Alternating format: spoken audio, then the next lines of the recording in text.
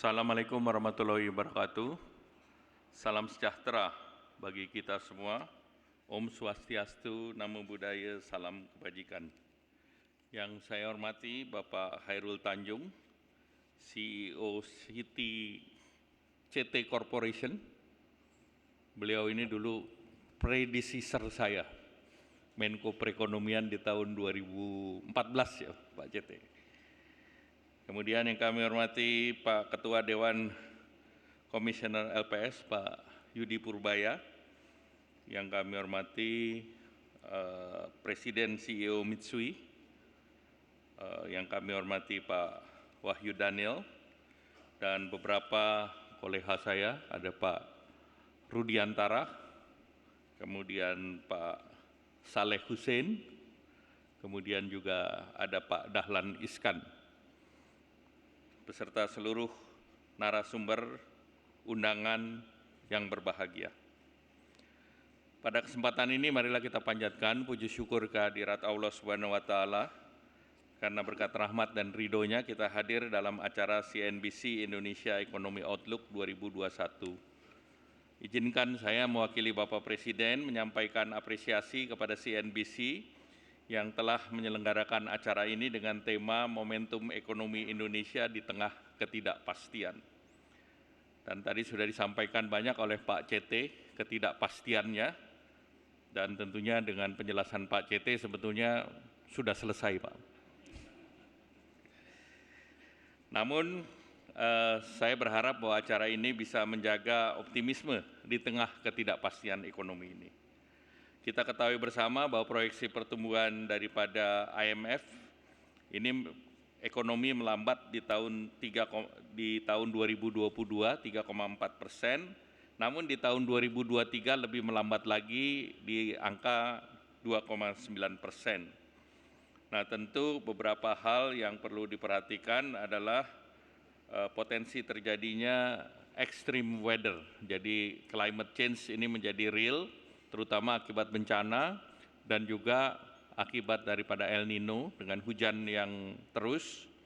Ini kita berjaga-jaga terhadap kondisi ketahanan pangan kita. Kita lihat beberapa daerah sudah mengalami banjir. Dan tentu ini kita harus waspada dan antisipasi terhadap berbagai risiko, apakah itu geopolitik yang kemarin dipertajam dengan kejadian balon di Amerika maupun di Kanada, dan juga tentu tensi antara China, Taiwan juga akan meningkat, dan ini akan juga mengganggu supply chain terkait dengan transportasi. Tentu pemerintah membuat kebijakan selama pandemi COVID dengan PCPEN, yaitu penanganan COVID dan pemulihan ekonomi, di mana praktis dalam 3 tahun ini koordinasi pemulihan ekonomi maupun penanganan COVID berada terpusat di pemerintah pusat sampai dengan ke daerah dengan menggunakan seluruh resources pemerintah. Dan Indonesia ini salah satu negara yang sudah menyuntikan vaksin lebih dari 445 juta. Dan ini tidak banyak negara yang bisa menyuntikan lebih dari 445, bahkan di berbagai negara termasuk Amerika, anti vaksin itu juga hal yang tinggi. Dan Indonesia alhamdulillah kita sudah melakukan juga zero survei, di mana dari zero survei itu 99% masyarakat Indonesia sudah imun terhadap COVID. Oleh karena itu Bapak Presiden kemarin menghentikan PPKM per 30 Desember 2022. Kita tahu pertumbuhan ekonomi kita bisa jaga di tahun kemarin sebesar 5,3% secara year on year, dan tentunya ini merupakan salah satu pertumbuhan ekonomi yang tertinggi sepanjang 10 tahun terakhir.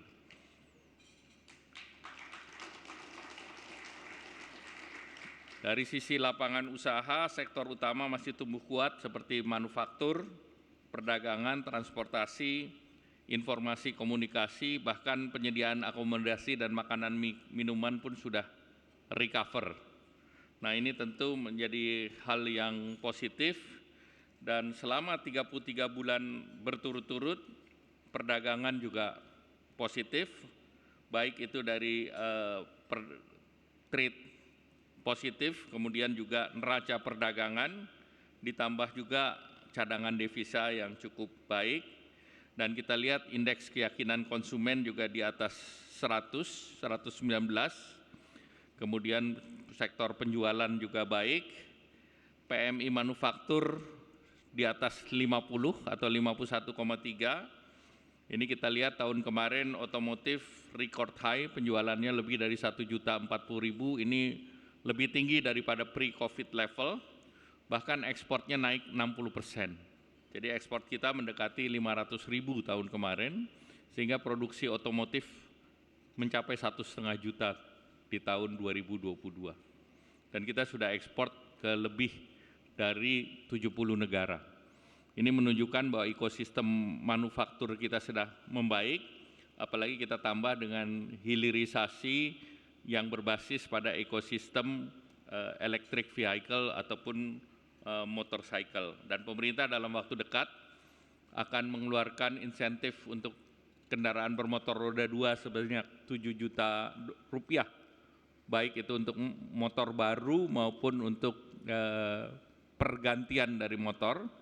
Sedangkan otomotif juga kita sedang pertimbangkan, tetapi seluruhnya berbasis kepada produksi dalam negeri. Dan Bapak Presiden mengatakan bahwa untuk ekosistem ini kita harus bersaing dengan Thailand.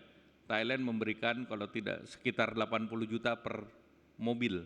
Nah ini pemerintah sedang memfinalisasi regulasi tersebut. Nah oleh karena itu kita juga harus melihat kinerja ekspor, harga kelihatannya akan ada tekanan ataupun melandai, dan kita juga mendorong bahwa ke depan perekonomian kita akan didorong oleh dua hal, yaitu konsumsi dan investasi. Tentu pemerintah menjaga daya beli, dan pemerintah telah menerbitkan Perpu Undang-Undang Cipta Kerja, dan hari ini sudah dibahas dengan DPR, di Balik sudah disetujui, tinggal dibawa ke rapat paripurna. Dan oleh karena itu pemerintah sudah membuat juga program perencanaan anggaran untuk 2024, di mana tingkat investasi di tahun 2023 ditargetkan 1.400 triliun, dan tahun depan diperkirakan 1.600 triliun. Nah ini tentunya membutuhkan support dari seluruh stakeholder, di mana beberapa hal telah dilakukan reform struktural oleh pemerintah, antara lain dengan P2SK, dengan sistem keuangan, juga hubungan keuangan pemerintah dan daerah, HKPD, dan juga satu kebijakan yang akan diluncurkan, yaitu pengaturan devisa hasil ekspor, yang sekarang sedang penyiapan PP teknis mengganti PP 1 tahun 2019. Kemudian transformasi ekonomi melalui kegiatan daripada hilirisasi, kemudian tentu kegiatan-kegiatan implementasi dari Perpu Cipta Kerja ini menjadi sangat penting. Terkait dengan langkah pemerintah untuk devisa hasil ekspor, beberapa regulasi yang didorong adalah ini ditujukan untuk sumber daya alam dan juga hilirisasinya. Dan semua devisa ekspor itu masuk dalam sistem keuangan Indonesia, dan batasnya ataupun threshold di atas 250.000. Kemudian devisa ini disimpan di dalam negeri minimal 3 bulan. Kemudian jumlah yang disimpan sebesar 30% daripada devisa tersebut, karena sisanya berdasarkan data yang ada di Bank Indonesia, di Kementerian Keuangan, itu 30% itu bisa ditahan, dan tentunya ini akan diberikan masa transisi selama 3 bulan. Nah ini diharapkan berdasarkan Undang-Undang Dasar Pasal 33, Bumi, Air, dan Kekayaan Alam, untuk kesejahteraan rakyat sebanyak-banyaknya, kita tidak hanya mengekspor SDA-nya saja, tetapi hasil dari SDA-nya juga harus bisa dinikmati di dalam negeri. Selama ini seluruhnya dinikmati di Singapura. Kita lihat bahwa ini diperlukan untuk ketahanan sistem ekonomi Indonesia, menghadapi ketidakpastian. Tadi Fed naikkan berkali-kali, nah tentu kita menjaga capital flight, di mana ini menjadi sangat penting untuk dilakukan dan hampir semua negara melakukan. Turki, Thailand bahkan 360 hari. Jadi ini tidak bertentangan dengan apapun regulasi yang ada di internasional dan ini sudah didukung oleh seluruh stakeholder termasuk BI, OJK, Kementerian Keuangan dan bahkan sudah dirapatkan di tingkat kabinet, sidang kabinet paripurna maupun ratas. Sehingga ini izin prakarsa sudah diberikan oleh Bapak Presiden, sekarang sedang penyusunan teknis, diharapkan tidak dalam waktu yang lama ini akan terbit dan akan diikuti dengan PMK, Peraturan Menteri Keuangan untuk insentif, dan juga PBI, Peraturan BI untuk pengelolaan daripada devisa yang diharapkan bisa bersaing dengan Singapura. Jadi mungkin Pak Elman bisa membantu ini supaya kita bisa menarik devisa ini dari Singapura dan beberapa perbankan asing bahkan mengatakan 360 hari pun boleh, baik itu Citibank maupun Standard Chartered yang kami sudah bicara. Nah tentu selanjutnya beberapa pilar untuk menghasilkan kerjasama terkait dengan perundang-undangan yang sudah disiapkan dan pemerintah juga mendorong pengendalian inflasi. Indonesia salah satu negara yang bisa mengendalikan inflasi tahun kemarin sebesar 5,5%. Dan ini jauh di bawah antisipasi awal yang diperkirakan sekitar 6%. Nah, beberapa extra effort dilakukan oleh pemerintah adalah dalam forum TPIP, TPID dengan kebijakan yang kita terus lakukan, yaitu menjaga keterjangkauan harga, menjaga ketersediaan pasokan, kelancaran distribusi, dan komunikasi yang efektif.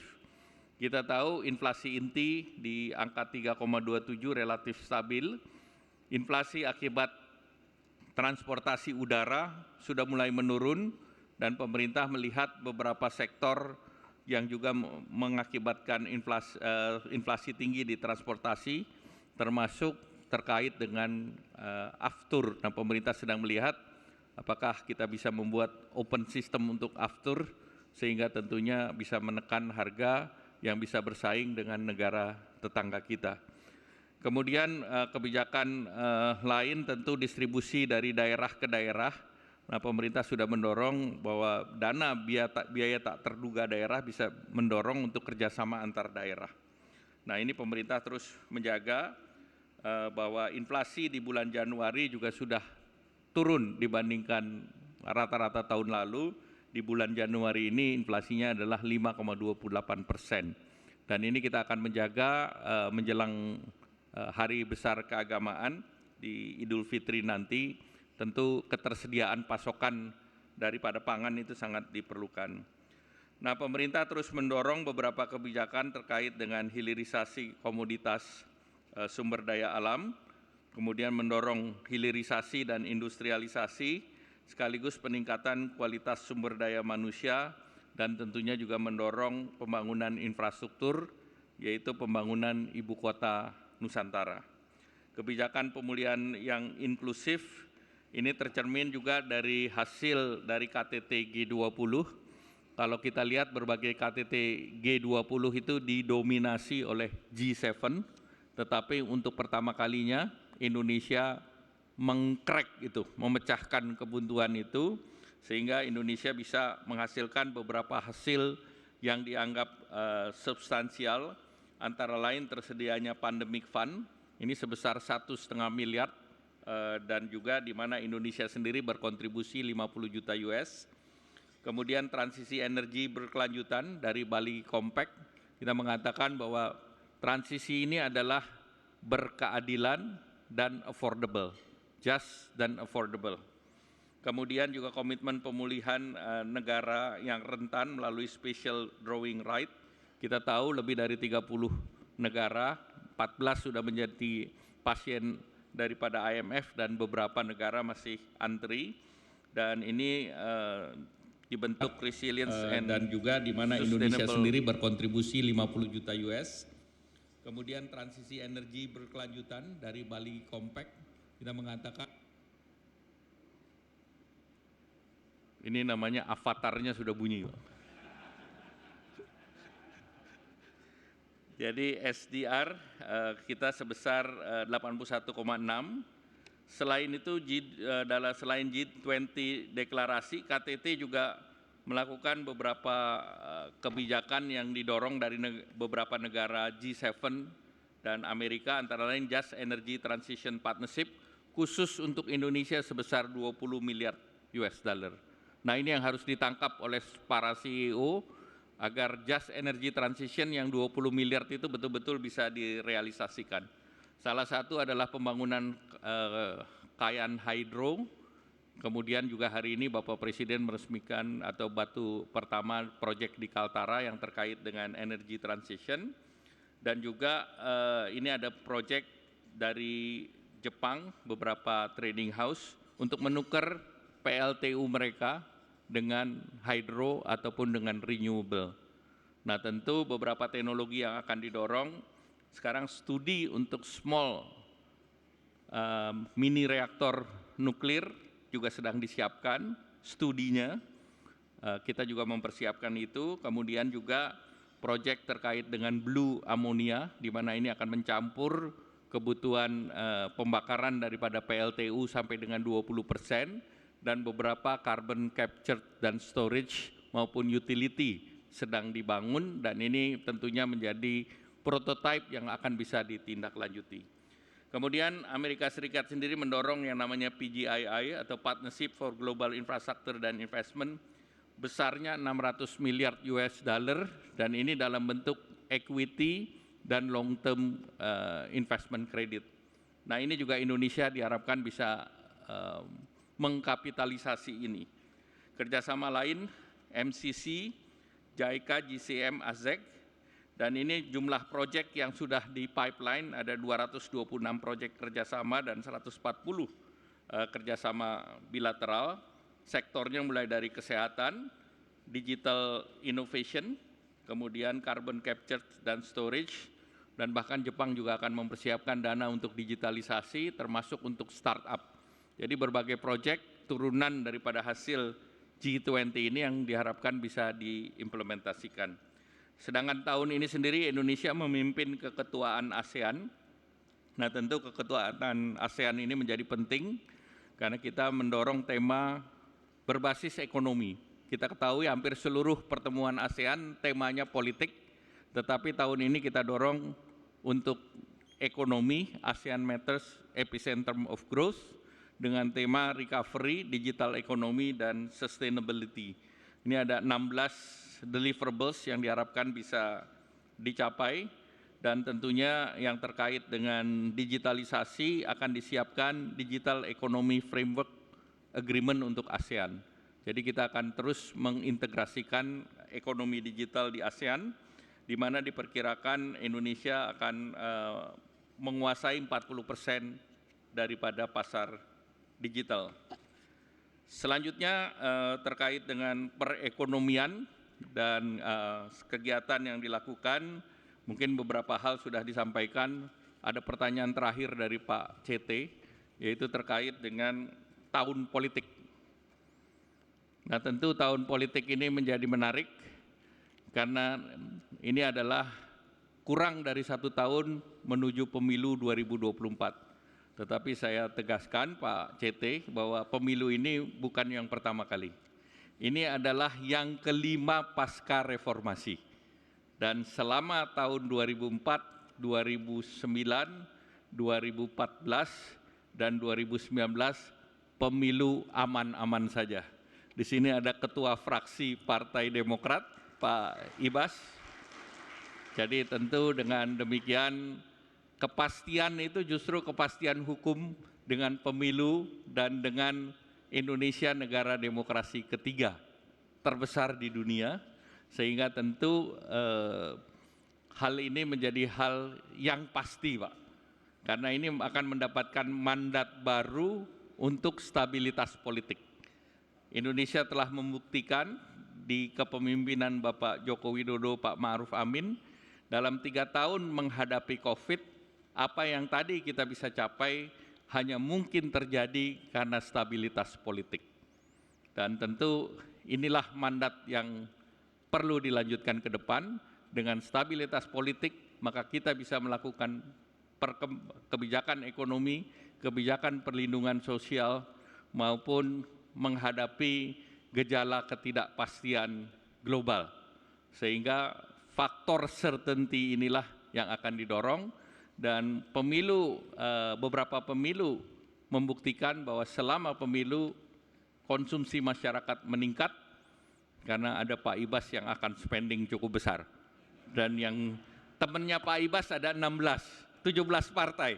Jadi inilah yang nanti memastikan bahwa kegiatan masyarakat akan terus bergerak, dan alhamdulillah tidak ada satu pemilu Indonesia pun yang berakhir dengan ricuh. Tidak ada. Jadi yakinlah untuk investasi karena pemerintah menjamin itu, parlemen menjamin itu, dan ini bukan pertama kali di Indonesia, dan Indonesia menjaga ASEAN dalam 20 tahun terakhir menjadi region yang betul-betul secara politik stabil, dan itu karena leadership-nya Indonesia. Dan tadi disampaikan oleh MC bahwa Indonesia dan ASEAN adalah bright spot in the dark. Sehingga itulah yang mendorong keyakinan ketidakpastian ini kita dorong menjadi optimisme. Demikian, saya sekali lagi mengucapkan selamat mengikuti acara CNBC Economic Outlook kepada seluruh peserta. Semoga senantiasa mendapatkan bimbingan dan rahmat dari Allah Subhanahu wa Ta'ala. Terima kasih. Wassalamualaikum warahmatullahi wabarakatuh. Waalaikumsalam warahmatullahi wabarakatuh. Terima kasih banyak Menteri Koordinator Bidang Perekonomian Republik Indonesia Bapak Airlangga Hartarto.